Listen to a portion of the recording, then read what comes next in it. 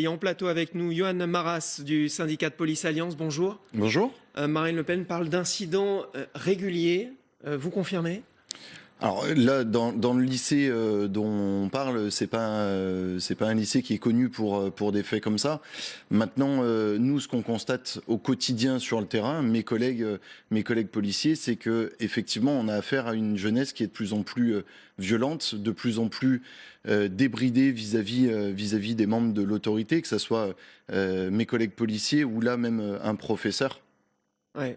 Le responsable d'un syndicat d'enseignants disait ce matin sur LCI, ce n'est pas quotidien, mais ça peut arriver n'importe où, n'importe quand. C'est la réalité?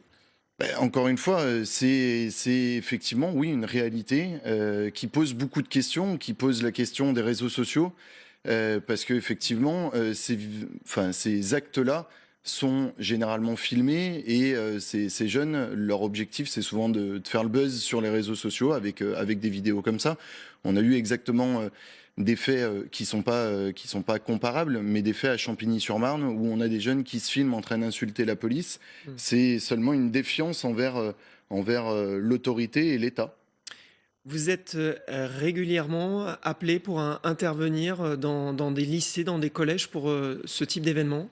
Alors pas pour ce type d'événement, mais pour des événements violents, des bagarres entre bandes, soit à l'intérieur des lycées, soit à proximité immédiate des lycées, oui, effectivement. Alors Emmanuel Macron demande au ministre de l'Éducation et de l'Intérieur de prendre toutes les mesures pour que ces faits soient punis et définitivement proscrits de nos écoles. Que faut-il faire finalement pour que ce type d'agissement ne se reproduise pas, selon vous? Déjà, là, sur ces faits-là, la vraie question qui se pose, c'est qu'on a un lycéen qui a 16 ans, qui arrive à rentrer avec une arme qui va s'avérer factice, certes, mais ça aurait pu être une arme véritable. Donc il y a un problème déjà à l'entrée des lycées. Sécurité, oui, effectivement. D'autres pays européens ou internationaux ont mis une vraie sécurité. Est-ce qu'il ne faut pas mettre des portiques de sécurité ou une fouille, en tout cas à l'intérieur des lycées?